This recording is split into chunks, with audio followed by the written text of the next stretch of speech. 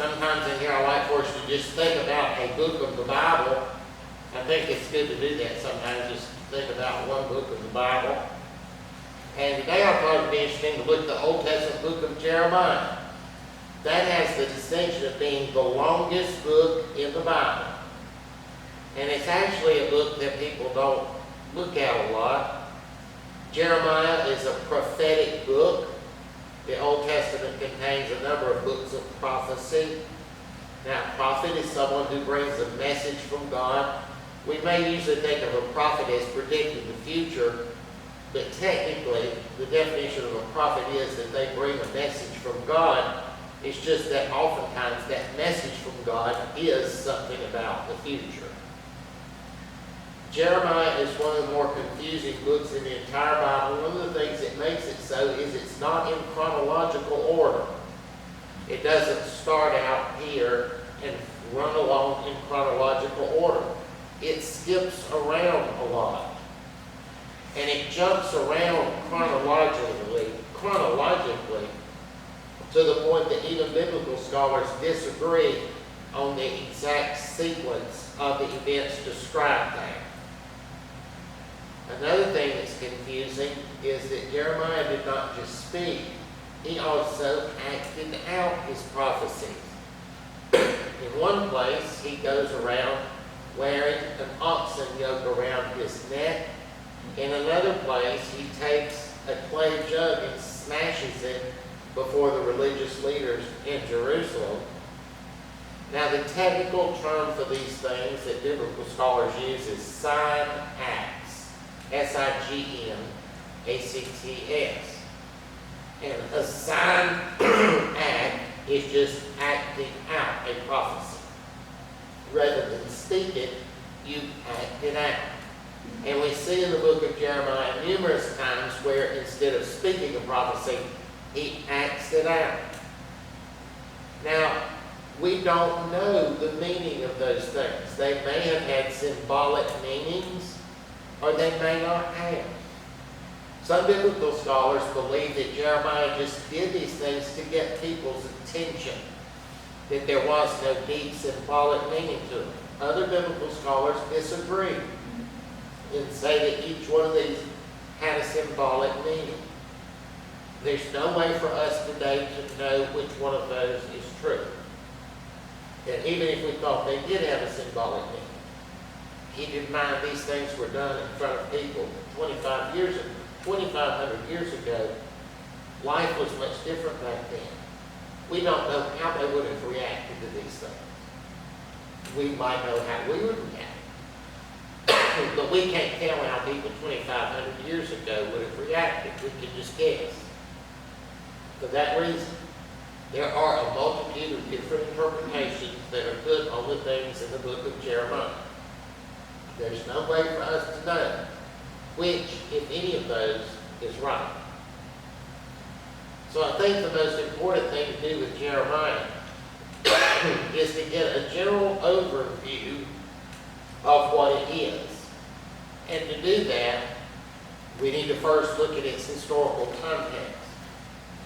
And to do that, we go back to the Old Testament period.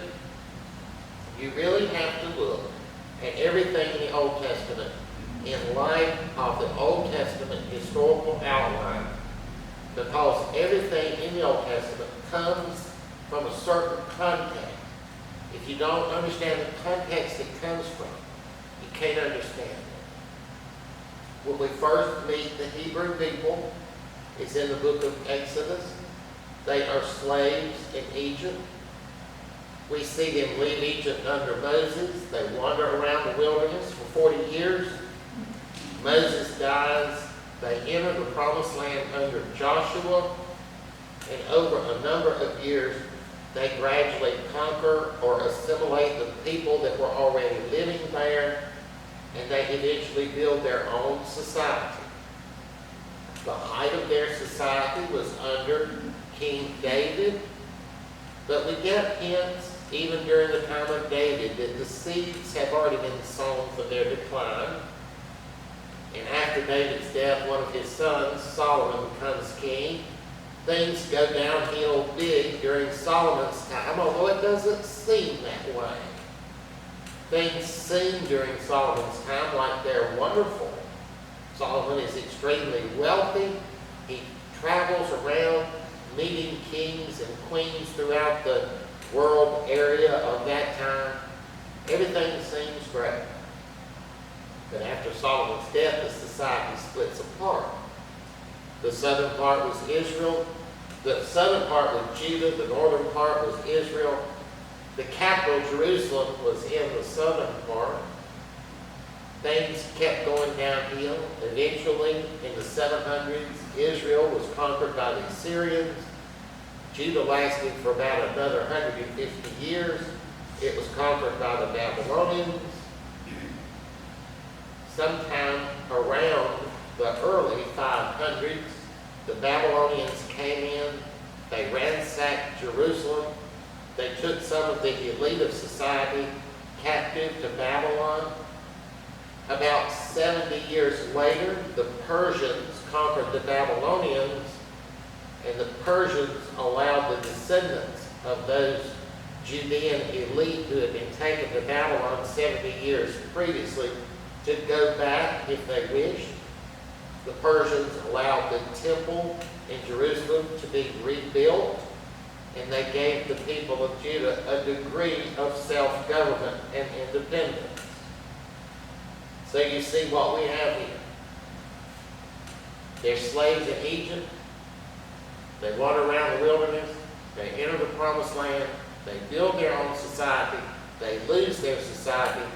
And then right at the end of the New Testament, the Old Testament period, they get a measure of independence and freedom and self-government again.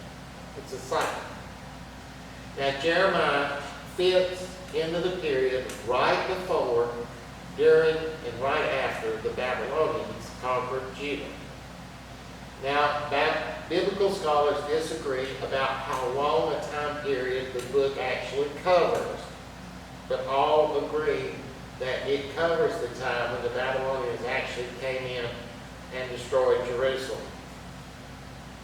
Now, there's another thing that's confusing. If you go to start reading the book of Jeremiah, you'll see reference to Israel. And we saw earlier how Israel was the northern kingdom after the split, and Israel ceased to exist in the 700s after being conquered by the Assyrians. When Jeremiah uses the term, though, he's talking about Judah. He's giving Judah also sometimes the name of Israel. So that's the situation. The people have their society. Things are going good, they lose it, and right after they lose it, they start thinking, what happened? What happened?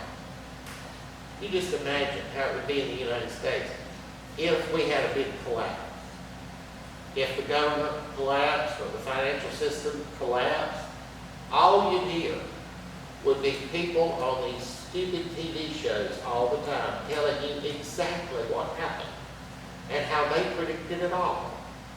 You know, that's what you would hear, 10,000 different opinions of what happened. And that's the way it was back in that time, too. Now, naturally, they wonder, what happened? Why had things gone so well for so many years, and then they fell apart?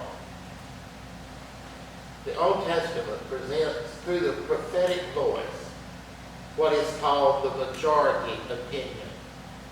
And the prophets of the Old Testament all agree on this.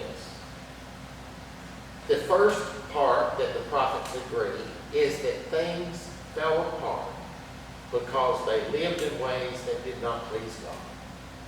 They did not do what God told them to do. All the prophets of the Old Testament agree on it. That's the prophetic voice in the Old Testament. You did not do as God told you to do. And that's why things fell apart. There's also a second part of the prophetic voice in the Old Testament that all the prophets agree. And that voice says that after God has punished you, God will restore you. In other words, you have sinned and displeased God, and God has punished you, but God is not going to stomp you out. God is going to punish you, but he's going to come back and restore you. And so that's the prophetic voice of the Old Testament in a nutshell. And all the prophets agree on that. Things went south because the people did not obey God, but it's not going to last forever. God's going to come back and restore you. Now, there are differences among the prophets in exactly how the people did not displease God, exactly what they did that did not please God. There was also disagreement among the prophets as to exactly how that led their society to collapse. Some said that God actively caused their society to collapse. Others, though, said that all God did was withdraw his protection. That God didn't send the Babylonians in. God just withdrew his protection. And that's when the Babylonians could come in. A long time ago, we talked about how there is a voice in the Old Testament that says that all that is necessary for your protection is God's presence. That God doesn't actively have to do anything to protect you. That all that has to be there is God's presence. And if God's presence is there, then that automatically repels anything else. And that voice in the Old Testament says that what happened was that God repelled the enemies with his presence, and then when his presence was gone, the enemies could come in. God left them defenseless, in other words. But that's not what Jeremiah believed. Jeremiah was one of the prophets who believed that God actively sent the Babylonians in to destroy them. The people of Judah had lived in ways God did not like and had told them not to do. And so God sent the Babylonians in. From Jeremiah chapter 1 we hear, out of the north, calamity shall break forth. That's the Babylonians coming in on the land. For behold, I am calling all the families of the kingdoms of the north, says the Lord. They shall come. Each one shall set his throne at the gates of Jerusalem, against its walls all around, against all the cities of Judah. I will utter my judgments against them concerning all their wickedness, because they have forsaken me. And see, Jeremiah is saying, because you have forsaken God, as punishment for that, God will send the Babylonians in. So, remember, though, I said there's always two parts to the prophetic Old Testament voice. The second part is that they're going to be restored. And we hear that from Jeremiah also.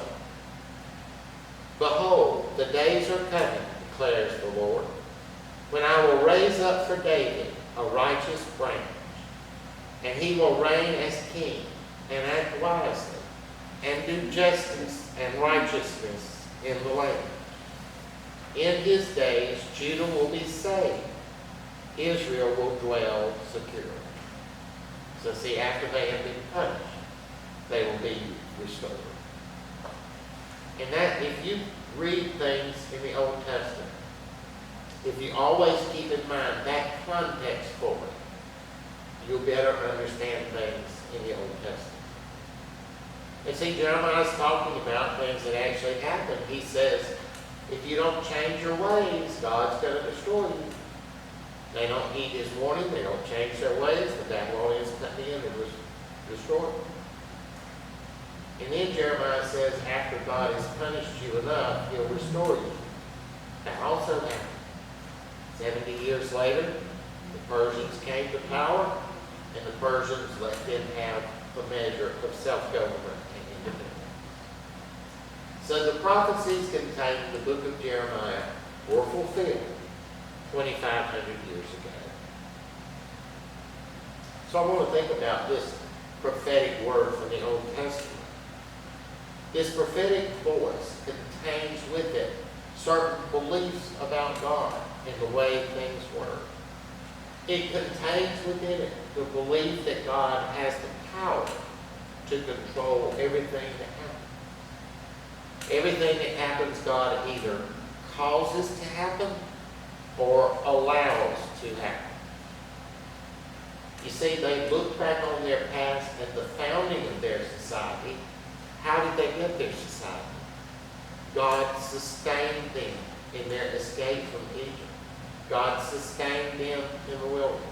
God used His power to give them victory over the people already residing in the land. God gave them power to withstand the attacks from people that attacked them. And so, see, they had got a society in the first place because God used His power to make it happen. And then they got their society restored because God used His power to make it happen. So the things that happen because God controls them. Everything that happens because God actually causes it to happen or merely steps back and allows it to happen. We see that in our day. When you see like somebody goes out and kills somebody. Now, we see, well, it's the will of God or something. I do hear people say that. But normally what we think is that God just allowed it. The desire to kill somebody came into this person's mind and they went out and killed this person. We think, well, God could have prevented it, but He didn't. But God didn't cause them to kill them. But either way, you see, it was God. Could have, if He didn't stop it, He's still really allowing it. Now, there's another belief that goes with that.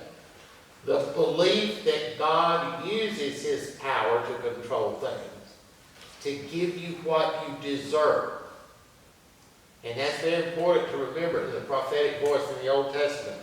The idea is that God gives you what you deserve. If you do good, God gives good things to you. If you do bad, God gives bad things to you. That's what the prophetic Old Testament voice says. God pays you back.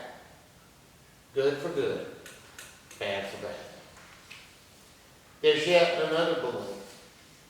The people of Judah considered themselves to be at the center of God's attention. They believed that God's attention was focused primarily on them. And they believed that all world events revolved around them. Why did the Babylonians become strong and a fierce warrior-like people? Because God was going to use them to punish the Judeans. Why were the Persians allowed to become strong so they could conquer the Babylonians? Because God was going to use the Persians to restore the Judeans. See how they're at the center here. The Judeans are at the center. And everything that happens in the world revolves around them. It's all about them, in other words. Everything God does is about them. Another belief along with that. The people like the Babylonians or the Persians, when God was through with them, He would snuff them out and they would be no more. But not the Judeans. God would punish the Judeans, but He would always restore them back. You see, He might wipe the Babylonians off the face of the earth, but not the Judeans. He'd just punish them for a while. See, God was going to utterly destroy all these people in the Old Testament. If you read some of the prophets, I will utterly destroy this and that. But Judah I will restore. We see that in Jeremiah. Behold, I will punish the king of Babylon and his land as I have punished the king of Assyria. But I will bring Israel back to his home. So those are the main beliefs that are found in the book of Jeremiah. I figured it would be easier to go through and just talk about some of this, and then if you want to, you can read it at home. It'll be easier to read it and put it in this context. We see all these things. I want to stop and point out here that this is, earlier I referred to this as the majority opinion. or the majority voice in the Old Testament, it's not the only voice. The Old Testament, you see, is constructed in such a way as it has the majority voice, which is the prophetic voice. But it has other, different opinions that do not agree. And I think that's the genius of the Old Testament. It presents the majority voice, but it also lets dissenting voices shine through. Those dissenting voices are found in the book of Amos, in the book of Ecclesiastes, in the book of Job, in the book of Isaiah, parts of there. And so the Old Testament, we're seeing the people back then struggling. We're seeing them struggling with the question, why? Why? And we see that they never really come up with a definitive answer. They struggle with it. And the genius of the Old Testament is that it lets us see their struggles. How many times have we asked ourselves, why? Why? And we never come up with an answer. You see, we're in good company. Because the Old Testament lets us see that that's exactly what those people did too. They went through those same struggles of why. The genius of the Old Testament is it does not depend on pat answers and platitudes. That's all we hear out of a lot of religion today is pat answers and platitudes. But the Old Testament won't let us rest with that. It shows us the struggle, how hard it is to figure it out. And in the end, but they let us see that. And that's what makes the Old Testament so good. They let us see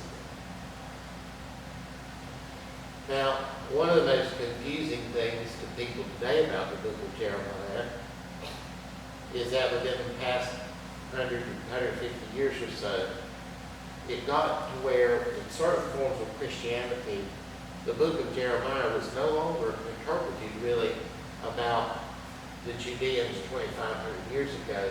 It was interpreted as prophecies of the end time, or prophecies of the end of the world. There's a passage in Jeremiah that talks about the children coming back to Judah from the land of Babylon. And it says, "He who scattered Israel shall gather him and keep him as a shepherd does his flock." Now, a lot of passages like this in Jeremiah about the restoration and the return, which we saw happen 2,500 years ago under the Persians, were reinterpreted within the past 100 or 150 years by some Christians to refer to the end of the world, and as they put it, the return of the Jews, as they call it. Now, there are other passages about restoration that are interpreted by some Christians as being about the end times. And that's where the confusion comes in. Is the book of Jeremiah really about the 2,500 years ago events of Judah being destroyed, carried into captivity, and then the Persians allowing them to rebuild? Is that what Jeremiah is about? Or is Jeremiah actually a prophecy of the end time? Now, traditionally, all Jews and 99% of all Christians over the years interpreted all of this as a prophecy about things that happened 2,500 years ago in Old Testament time. But about 150 years ago, a belief developed called dispensationalism. And that developed in England. And dispensationalism says that God has one plan for the world, and that plan revolves around one small portion of the descendants of Abraham.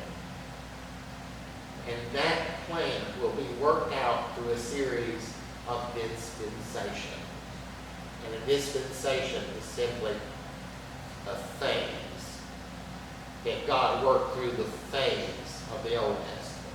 Now God's working through the phase of Jesus. And then there will come an end phase. That's dispensationalism. God's overall plan, according to this idea, is for the Judeans to establish a worldwide kingdom. Jesus will be the head of that kingdom. Christians will be a part of it, but it will not be a Christian kingdom. Old Testament Jewish practices will be restored.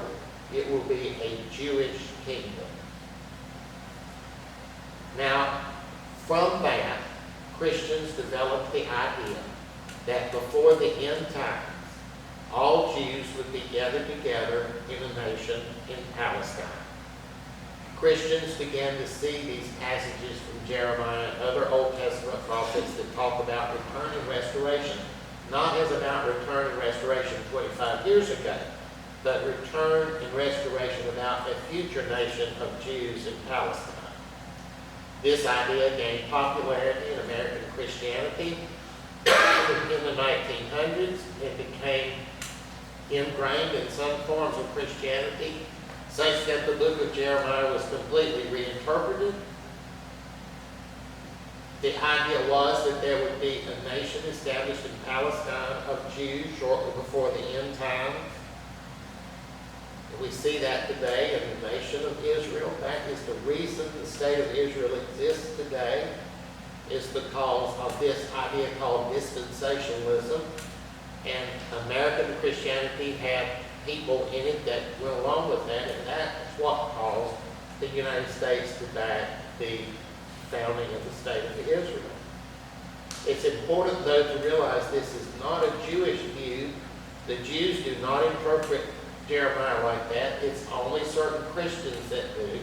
But you can see how it's in the interest of the leaders of the state of Israel to allow Christians to think that way because it helps them. However, that is not a Jewish view. That is a Christian view. And it is not a traditional Christian view. It is a Christian view that came up within the past 100 or 150 years. So that's the book of Jeremiah. It is a book that expresses the majority voice of the Old Testament about God using his power to give you what you deserve. If you please God, you'll get good things. If you don't, you'll get bad. We see then how in the last 100 or 150 years it was reinterpreted by some Christians to be about an end-time prophecy and a Jewish world kingdom. So I do encourage you to go home and read some of the book of Jeremiah. Maybe after what we've talked about today, it'll make more sense to you. I will say that before I went to seminary, I did not like the Old Testament because the Old Testament just seemed weird to me. But when I went to seminary, I was very fortunate to have a good Old Testament professor down there at Columbia that really, made me realize the genius of the Old Testament. So in your own Bible reading, if you sort of skip over the Old Testament, I would urge you to go back and look at it. It contains people's struggle. And the people in the Old Testament are not perfect, and they don't claim to be. They have got faults just like we do. But it's interesting to go back and read it. So I hope that in your own Bible reading, you will include in the Old Testament.